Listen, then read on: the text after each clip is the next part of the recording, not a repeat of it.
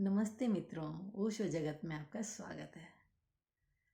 मित्रों, मन का स्वभाव है कि जो चीज़ नहीं है हमारे पास उसी पर ध्यान ज़्यादा देता है।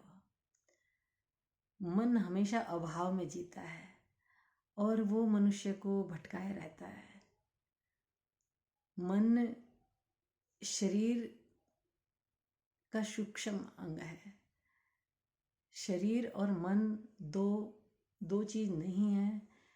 सूक्ष्म शरीर यानी मन, स्थूल शरीर यानी शरीर। और मन वहीं पे जाता है, जैसे कि हमारी जीभ है, जहाँ हमारे दांत में कहीं दर्द है तो जीभ बार बार उसी की तरफ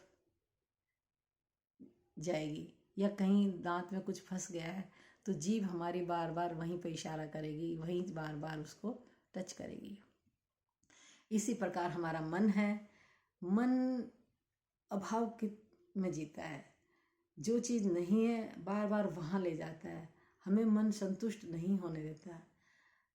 तो मन, कोई कहता है मन अशांत है, मन का स्वभाव ही अशांत है। जैसे ही मन हमारा नहीं होगा तो शांति होगी। मन एक बीमारी है। मन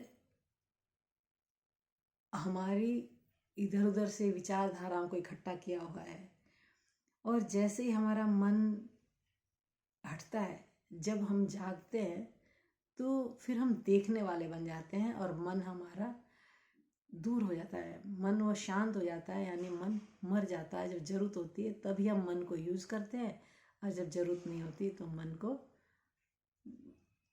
ध्यान नहीं देते, विश्राम करता है मन भी। तो मन हमें हमेशा तर्क वितर्क देता है, इसलिए द्वंद्व कहा है। लेकिन जब हमें आत्मज्ञान हो जाता है, जब हम परमात्मा हमारा हाथ पकड़ लेते हैं, जब हम स्वयं में परमात्मा में स्थित होते हैं, तो हमारा निर्द्वंद हो जाते हैं। फिर केवल्य हो जाते हैं। फिर अकेले में हमें आनंद आने लगता है। अकेलापन मतलब कि हमें फिर खलता नहीं है। अकेलापन भी हमें अच्छा लगता है, आनंद मिलता है, कि सोचते हैं कि अपने अंदर रमण करने में कितना आनंद आता है। आपने देखा होगा फोटो में, कई चित्रों में, कि विष्णु भगवान है और लक्ष्मी माता है, वो क्षीर सागर में विराजमान है, शेषनाग है उनके पास, उनके ऊपर विराजमान है और वो आनंदित हैं। लक्ष्मी जी पूछती हैं कि आप अकेले में क्या कर रहे हो, किसे याद कर रहे हो? तो वो कहते हैं मैं स्वयं में ही रमण कर रहा हूँ। वो कहती हैं मुझे तो आप ऐसा लगता है जैसे निद्रा ले रहे हो। वो कहते हैं मैं निद्रा नहीं ले रहा हूँ लक्ष्मी, मैं अपने में आनंद ले रहा हूँ कि जिसने, जो मुझको भी बनाने वाला है, जिसके माध्यम से मैं चल रहा हूँ, जो सारा संसार चल रहा है, उसको मैं देखने वाला हूँ, उसमें मैं भ्रमण कर रहा हूँ, मतलब उसमें रमण कर रहा हूँ। तो मैं आनंदित हूँ अंदर से। अंदर अपने भीतर जो चल रहा है, मेरी श्वासें जो चल रही हैं, उसमें आनंदित हूँ। तो लक्ष्मी जी विष्णु जी के पैर दबाती हैं। देखो वो परमात्मा का कैसा एक तेज है, कैसा आनंद है, जो कि लक्ष्मी जी उन्हें स्पर्श करती है, वो भी आनंद की भागी बनती हैं और प्रभु से प्रश्न करती हैं, और माँ उससे संतुष्ट होती हैं। जब किसी मन में कुछ और भी प्रश्न आता है तो फिर माँ उनसे बोलती हैं कि मुझे भी वो ज्ञात कराइए। तो प्रभु की चर्चा, प्रभु ने हमें हर प्रकार से इशारा कर रहे हैं हमारी तरफ से, कितने हमारे लिए प्रतीक खड़े कर दिए हैं कि शेषनाग के ऊपर होने के बावजूद भी शांत हैं, वरना हमें सांप से डर लगता है। वो इसीलिए कि अंदर चेतना हमारी है। वो चेतना क्या कर रही, चेतना में क्या विचार चल रहे हैं, चेतना कहाँ आनंद ले रही है। क्योंकि जब वो चेतना पे से जब हमारा मन हट जाता है, मन शांत हो जाता है, तो मन जब नहीं रहता, हम निर्द्वंद हो जाते हैं, तब कितना आनंद आता है। तब बाहर कुछ भी होता रहे, उससे हमें कोई फर्क नहीं पड़ता। फिर हमारे लिए ऐसा ही है कि हर कोई अपना अपना रोल कर रहा है। संसार नाटक मंच है, एक रंगमंच है। इस संसार में सभी अपना अपना किरदार निभा रहे हैं और हम भी एक अभिनेता हैं। हम दृष्टा बन जाए, जैसे जैसे हम ऊपर उठेंगे ऐसे ऐसे हमें सुख का अनुभव होगा, ऐसे ही ऐसे हमारा उद्धार होगा, ऐसे ही हमारे को सब समझ में आने लगेगा कि मैं व्यर्थ ही इतना परेशान था। मैं क्यों इतना परेशान था? क्योंकि जब हम अंधकार में होते हैं, जब हमें हमारी आँख बंद होती है यानी मूर्छा होती है, तो हमें सामने कोई खड्डा है हमें दिखाई नहीं देता और हम चले जा रहे हैं। दूसरा कोई बता रहा है, क्योंकि दूसरे को भी मूर्छा है, उसको भी होश नहीं है, मुझे भी होश नहीं है। तो जैसे वो बता रहा है ऐसे मैं चल रही हूँ। फिर बाद में मैं उसको कहती हूँ भाई तुमने ऐसा किया और मैंने ऐसा किया, क्योंकि ना उसको होश है ना मुझे होश है। तो अंधा अंधे को बताएगा कैसे रास्ता। इसलिए मित्रों, गुरु जो इस अंधेपन से ऊपर उठ गए, जो इस मूर्छा से ऊपर उठ गए, जिनको आँख मिल गई, जो पूर्णिमा का चांद बन गया, वो चांद जब हमें रास्ता दिखाता है, वो चांद जब हमें मिल जाता है, उस चांद की रोशनी हमारे ऊपर भी पड़ती है, तो हम भी धीरे धीरे उनकी तरफ बढ़ते हैं, तृप्त होते हैं, परमात्मा से मिलते हैं। क्योंकि गुरु जी का एक हाथ परमात्मा के हाथ में, एक हाथ हमारे हाथ में। तो गुरु जी परमात्मा से हमें मिलाने का माध्यम बनते हैं। इसलिए सरदारों ने तो कहा है कि गुरुद्वारा, गुरुद्वारा यानी कि गुरु मार्ग है परमात्मा से मिलने का, गुरु उद्धार करने वाला है।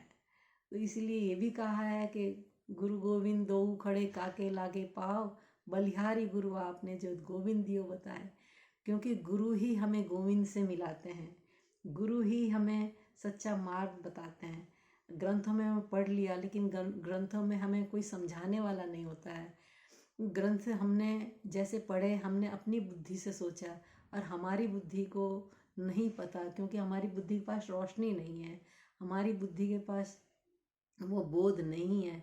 तो हम ग्रंथ को हम अपने हिसाब से ही उसका मीनिंग निकालते हैं, उसके अपने आप से ही हम उसके अर्थ निकालते हैं।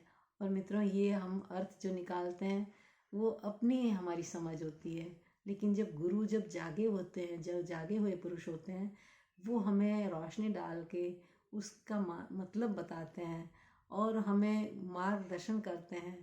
तो हमारा उद्धार निश्चित ही होता है और हमारा दुख भी दूर हो जाता है। मित्रों, हमारा माँ बाप का जन्म भी सफल होता है, सुखी होता है, क्योंकि उन्होंने हमें, माँ ने 9 महीने हमें पेट में रखा और सब कुछ सहा। पिता ने भी अपनी जो जिम्मेदारी थी वो भी निभाई, जिसके प्रति जो जिनसे हुआ उन्होंने सब ने किया। हर प्रकार के लोगों से हमारा मिलन हुआ, हर किसी ने अपना अपना योगदान दिया। उन सब का हमारे ऊपर एहसान है, उन सब का हमारे प्रति कृतज्ञता है। हम सब को उनके प्रति आदर भाव, धन्यता देनी चाहिए, उनका धन्यवाद करना चाहिए। हमें बिना मांगे परमात्मा समय समय पर सब कुछ देता है। सूर्य अपनी धूप रोशनी देते हैं, जल हमारी अग्नि को शांत करते हैं, अग्नि हमारे भोजन को पचाती है, वायु हमारे श्वासों को चला रही है, पृथ्वी हमें हर प्रकार के भोग प्रदान कर रही हैं, खान पीन का वैभव, हर प्रकार की व्यवस्था करी है परमात्मा ने। हर कोई अपना अपना फर्ज निभा रहे हैं और हम क्या कर रहे हैं, अपने ऊपर विचार करें मित्रों, कि हमें भी वो सब करना है जो महापुरुषों ने किया। हमें भी अपना उद्धार करना है, क्योंकि अगर हम अपना उद्धार नहीं करेंगे तो हम अपने कर्तव्य को कैसे जानेंगे, अपनी इस दिव्यता को कैसे पहचानेंगे। जो परमात्मा ने इतना अनमोल खजाना हमें दिया है, इसको हम कैसे जानेंगे। अगर इसको हमने नहीं जाना तो ये समय हाथ से चला जाएगा और फिर हम हाथ मलते रह जाएंगे। फिर पता नहीं कहाँ जन्म हो हमारा, हो ना हो कुछ नहीं पता। मित्रों, समय रहते जाग जाइए और अपना उद्धार कीजिए। आप सभी बहुत प्यारे हैं मित्रों। आपको सबको इतना प्यारा जन्म दिया है भगवान ने, मनुष्य होने का सौभाग्य दिया है। इस समय का सदुपयोग कर लीजिए। महापुरुष हमें बार बार जगाते हैं, हमारे को प्रेम करते हैं, इसीलिए वो हमें जगाते हैं कि हम दुखी ना हों, हम सुख की ओर बढ़ें। और मित्रों, हमें आज नहीं तो कल परमात्मा से मिलना ही है, हमारा उद्धार होना ही है। क्यों ना अभी से इस कदम को आगे बढ़ाएं। धन्यवाद मित्रों।